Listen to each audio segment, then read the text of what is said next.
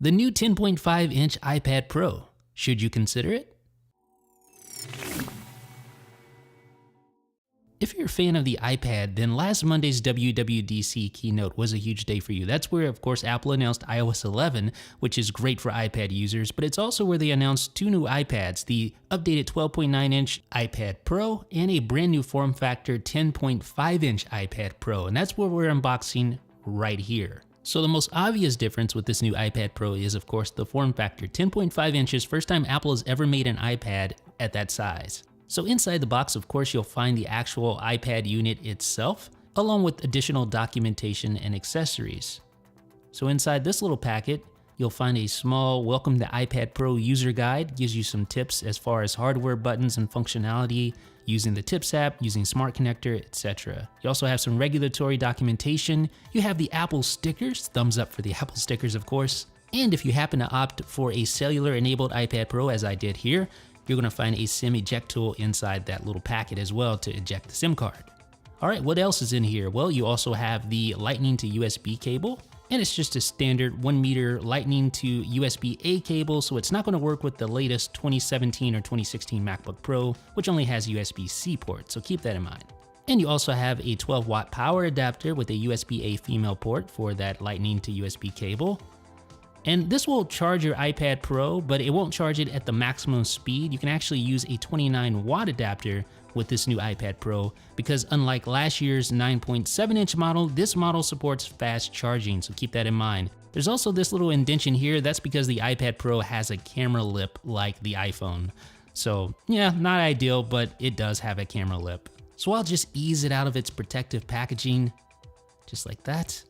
And here it is, folks, the 10.5-inch iPad Pro in the flesh. Now we're gonna run down a lot of the hardware features found on this new updated iPad. So let's begin with the 7-megapixel FaceTime HD camera, supports 1080p video recording and an f2.2 aperture. Now both of these cameras, the FaceTime HD and the rear camera, are both basically iPhone 7 transplants. So you get a f1.8 aperture here on the 12-megapixel rear camera that's capable of shooting 4K at 30 frames per second. You get that quad LED True Tone flash and optical image stabilization.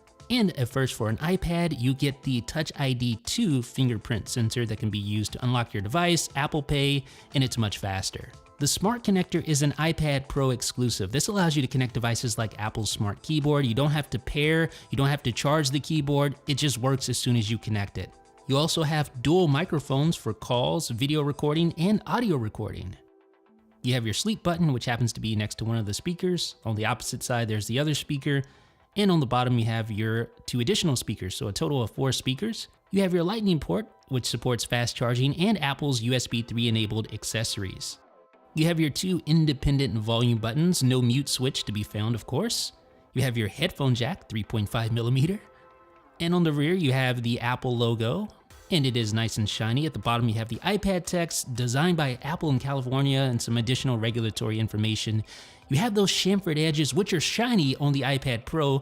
You don't get that shiny chamfered edge on Apple's recently released $329 iPad, so keep that in mind. That is sort of a luxury thing now. You also have the cellular antenna if you opted for a cellular-enabled iPad Pro, and the same thing can be said for the SIM card slot. This is, of course, cellular-enabled iPad Pros only. So you guys know me, you know the drill by now. I like to power it up and run a Geekbench benchmark test just to see what I should expect performance-wise. So here we go. A very healthy 4 gigabytes of RAM. You have that A10X Fusion processor. This is a 6-core processor that dedicates 3 of the cores to high performance things and 3 of the cores to low performance things, which helps it reach that 10-hour battery life. It also has a 12-core GPU, so you're gonna have excellent graphic performance, and as you can see, excellent single-core and multi-core scores. But with Apple's chip architecture and their trajectory, we already expected the new iPad Pro to be a beast performance-wise, but really the standout feature for this iPad Pro is the display. Seriously. And not only is the screen larger, but the bezels are smaller, so the display really just pops out at you. And that's something that only the 10.5-inch iPad Pro can claim. The 12.9-inch model, even though it is refreshed with new internal components and things of that nature, the form factor still remains the same. So you get those larger bezels on that larger iPad, the smaller bezels on the 10.5-inch model. make the display pop. But the good news is that outside of size, everything else between these two devices, the 12.9-inch model and the 10.5-inch model, are exactly the same. You get True Tone on both displays, which makes the display much more appealing to the eyes in any sort of light. It's going to automatically white balance for you. But the real star of the show this go around is something that's unfortunately a little difficult to show you in this video. It is ProMotion. This is 120 Hertz refresh rate. And this is a variable refresh rate, so it can go up or down depending on the content being displayed. But it makes text much more legible when you're scrolling through. You can actually read text as you scroll. You don't get that ghosting effect that you get on older hardware where it makes the text blurry as you scroll, and it's immediately noticeable. It's something that may not sound like a standout feature in the press materials, but trust me folks, it makes a big difference. It even makes a difference when you're writing with the Apple Pencil. Thanks to ProMotion, you now get 20 milliseconds of latency with the Apple Pencil, which is going to make writing with this thing feel just that much more natural. It feels instantaneous. Much more closer to writing on a piece of paper than before. If you can imagine that, it was already good before, but now it's even better, much more smooth, and the feedback is just almost immediate. And if you're well versed with the Apple Pencil, perhaps you use it in apps like Procreate or you draw in the Notes app, for instance, you're gonna really notice this change up front. One of the really cool features about this refresh is that now you get basically an iPhone 7 camera, both FaceTime and the so-called iSight camera on the rear. You get the same quality that you would get from your iPhone for the most part. So you get stabilized footage, 4K footage here. You can see I'm shooting a 4K video and it is stabilized. You get optical image stabilization, which is great for shooting handheld. So what does this mean? Well, it means that you could, well, you might look a little silly, but you could legitimately use your iPad Pro and take photos, take videos, and have some really good results. That stabilized footage makes a huge difference. Low light capabilities are much improved, especially over the 12.9-inch iPad Pro, which had a terrible camera, but it's even better than the 9.7-inch from last year. And here are some of the photos here. So continuing the running theme, no compromises, excellent stills photos, excellent videos. The FaceTime HD camera also received an iPhone 7s upgrade, so you get a 1080p FaceTime HD camera, and this is going to help you step your game up when it comes to selfies and FaceTime calls. And like all iPad Pro models, the 4-speaker setup sounds absolutely phenomenal with music playback or any sort of media playback.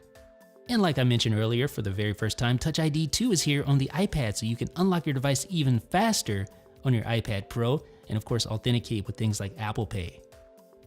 And it's really exciting that Apple has updated the Lightning connector on its smaller iPad Pro. The 10.5-inch model now gets support for USB 3 accessories, so you can use the camera connection kit, which is USB 3 enabled. And you can also use the SD card, Lightning to SD card reader, which is USB 3 enabled as well. You also get fast charging, so you can use a 29-watt USB Type-C power adapter, connect that with a USB-C to Lightning cable, and get faster charging with your iPad Pro. One of the big areas that makes the iPad Pro line stand out when compared to the rest of the line is its support for smart accessories using the smart connector. So the smart keyboard has been redesigned for the 10.5-inch iPad Pro. It is now larger. And here's the unboxing here, get some documentation showing you how to use it. We'll just pull it out of the box like that.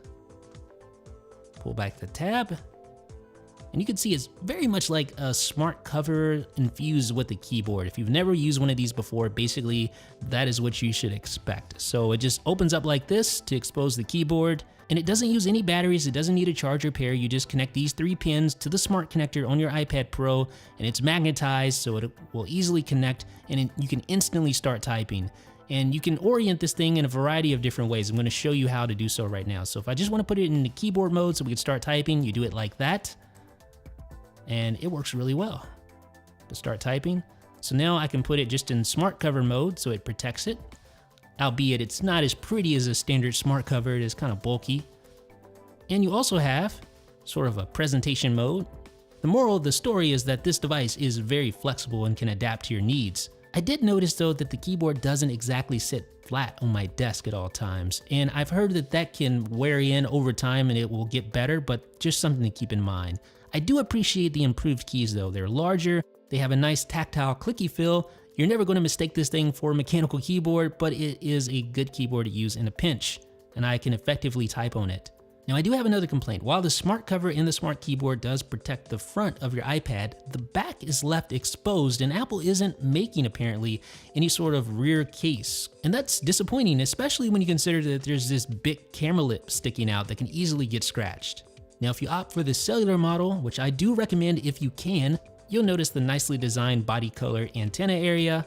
And you'll also notice that there is an embedded Apple SIM. So if you provide your own SIM, you can actually have two SIM cards inside this thing at the same time. One that's not removable, one that you can remove. And that non-removable Apple SIM allows you to quickly connect to a variety of different networks. You can even connect with a prepaid plan if you wish to do so. So it's nice to have that option. Now, if you're a digital artist or someone who takes notes with the Apple Pencil, you'll be happy to hear that all the latency benefits apply to the already existing Apple Pencil, so you don't have to buy an upgraded pencil to use the Pro Motion feature, which provides less latency and it just feels more natural when you draw. So the 10.5-inch iPad Pro is the iPad. It is small enough to where it fits comfortably in your hand, and it's large enough to where it can accommodate a full-size keyboard.